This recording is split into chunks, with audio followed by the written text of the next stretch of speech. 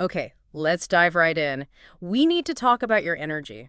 Seriously, it's not this unlimited resource you can just, let flow endlessly. Exactly. It's probably your most valuable asset, actually. Right. And today, we're really getting into how to stop just giving it away, handing it out like freebies to people, the situations that frankly haven't earned it. hmm And think about boundaries here, not as these harsh walls keeping everyone out. No, more like filters. Yeah, filters to protect what's really valuable to you. So today we're going quite a bit deeper than just the usual learn to say no. We are. We're looking at why strong personal boundaries are just fundamental for your peace, your sanity, and yeah, your success too. Definitely. And I can personally vouch for this. This stuff is a total game changer. I used to be a chronic people pleaser. Right. Like 24/7 servant. Oh, yeah. Yeah, if anyone asked for anything, I'd bend over backwards. Didn't matter if I was already swamped. And the result. Total burnout, emotional drain, physical exhaustion. It just wasn't sustainable at all. It's such a common pattern, isn't it? Yeah. Especially for, ambitious people. You want to be helpful. You want to be seen as capable. Exactly. But it's fascinating when you look at people who seem genuinely strong, really resilient. What do you notice? Almost always, they have really clear, really firm boundaries. Mm. It's like they intuitively get that their time, their energy, it's finite. You can't just spend it carelessly. It's like they have this built-in radar for things that will just suck them dry. Energy vampires, All right? So, okay, that's our mission for this deep dive. We want to equip you, listening right now, with the tools, how to say no and actually mean it without that awful guilt trip afterwards. Yes. And how to set boundaries that, actually stick, ones that people respect. Ultimately, it's about learning how to fiercely protect your own peace. So true. And to make this really concrete, let's talk about a real story. We'll call her Alana P. She's 27, a project manager. Ah, the classic go-to person at work. The one everyone dumps on. You nailed it. Always saying yes. Yeah. Sound familiar to anyone? Oh, absolutely. So Alana was basically drowning in other people's work half the time. Staying late, taking on extra stuff. Without even thinking twice, probably. Yeah, just autopilot, yes. And predictably, just feeling completely wiped out, that constant feeling of running on fumes. It's such a dangerous place to be, always overextending yourself like that. Yeah. So what finally pushed her to change? What was the catalyst? Well, the breaking point came, interestingly, on a Saturday morning. Phone rings. It's her boss. And he's not asking, he's basically expecting her to drop everything and work the entire weekend. Wow. After she'd already been pulling out all the stops during the week, presumably. Totally. Weeks of it. Okay, so the old Alana would have decided and said, okay. Yeah. But this time, she did something different. She did. She actually kept her cool. She just calmly said something like, I respect the work. I get it's important. But, well, today I'm unavailable. Just like that. Pretty much. And added, let's make sure we tackle this first thing Monday. Simple, direct, firm. Okay, and the reaction? Did the sky fall? Did she get fired? Huh. No, actually, the complete opposite happened. It was like a switch flipped. Really? Yeah.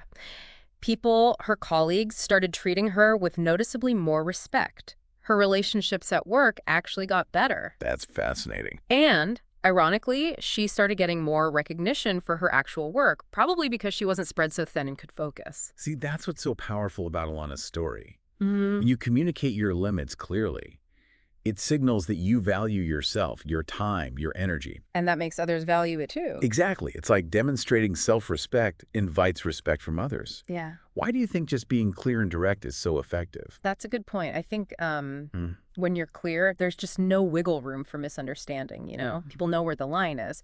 And that actually makes interactions feel safer, more stable. It cuts out that ambiguity that breeds resentment. That makes total sense. Okay, so Alana's story gives us the why this matters. But let's get practical. Let's talk how. Yes, the actionable stuff. How can you, our listener, start building that protective shield you mentioned? Right. We've actually broken it down into a 5-step blueprint for setting boundaries, like a boss. Love it. Blueprint for boss boundaries. Okay, step 1. Step 1, identify your energy drains clearly. And we mean clearly. Right. This isn't just a vague, I feel tired.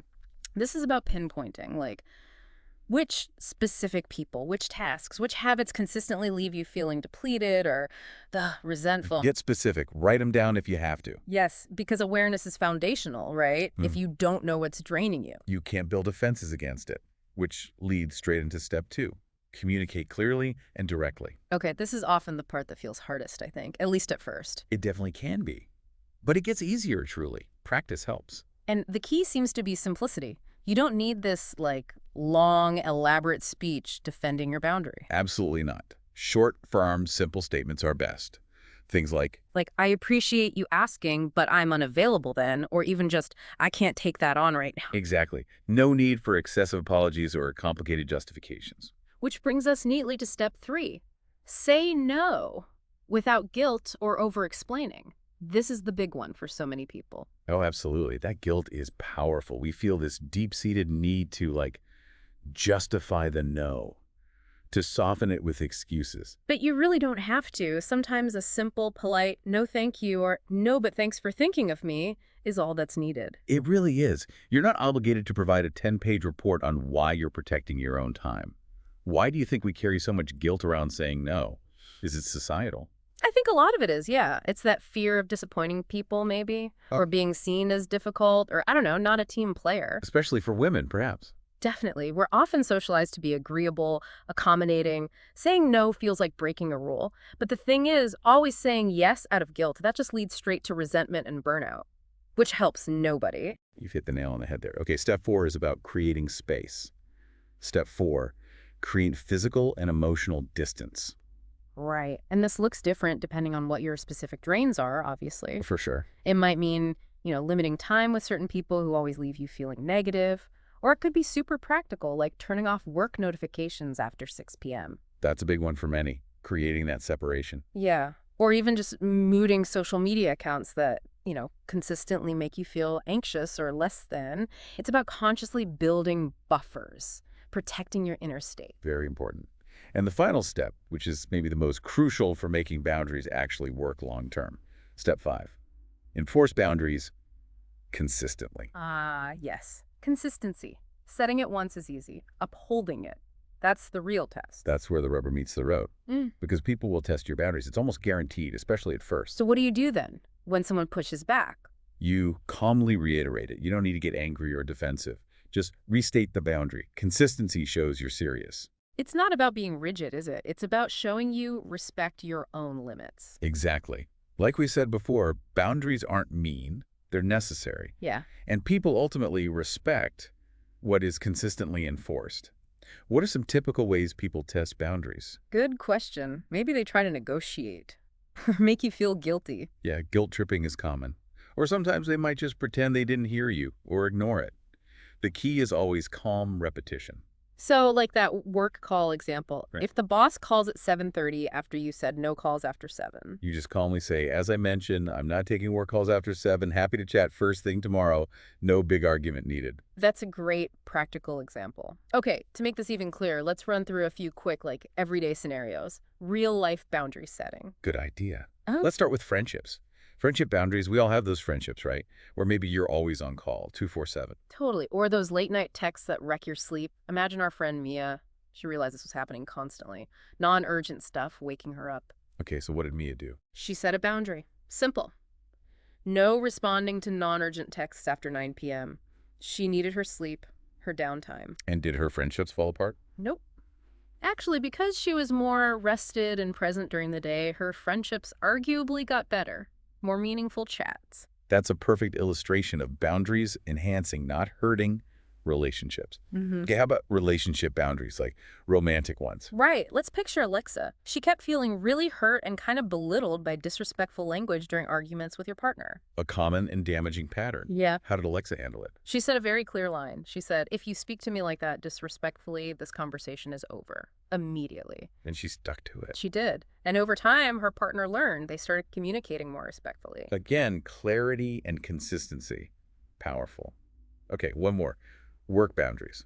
Beyond just saying no to extra projects. Let's talk about meetings. We've all been there. Endless meetings with no clear point. Ugh, yes.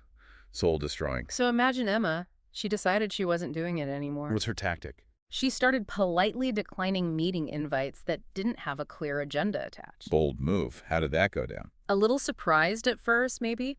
But eventually, people got the message. It actually encouraged more focused meetings overall. Her colleagues started respecting her time more. See, these examples show it's not about being difficult. It's about creating healthier dynamics, protecting your time, your energy across the board. Absolutely.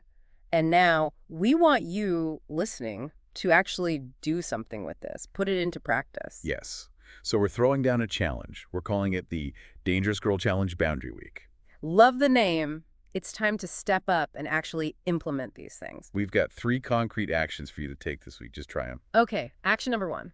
Set one clear boundary today. Pick one area, work, friends, family, whatever feels weakest, and define one boundary you want to establish. Just articulate it clearly, even if only to yourself to start. Good first step. Action number 2. Practice saying no. Once per day, just once.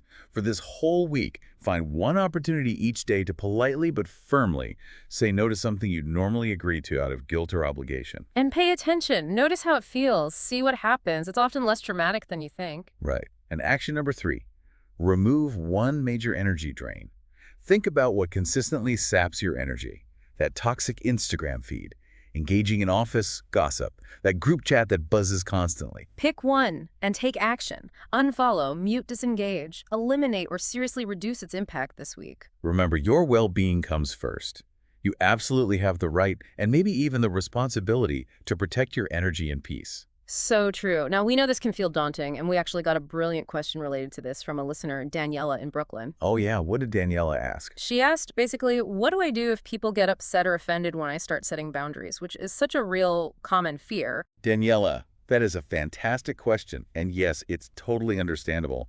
And the honest answer is, yeah, some people might get upset. Especially the ones who kind of benefited from the old you, the one without boundaries. Exactly. Those who were used to you always saying yes, always being available, they might push back. They might try guilt-tripping you, express disappointment, maybe even get angry. And that pushback feels awful, right? It makes you doubt yourself, feel guilty all over again, worry you're ruining the relationship. It's so tempting in that moment to just fold and go back to the old way to make the discomfort stop. But you gotta hold firm, right? You really do. Try to remember, their reaction is usually about their expectations, their own needs, maybe their discomfort with change. It's often not actually about your boundary being unreasonable.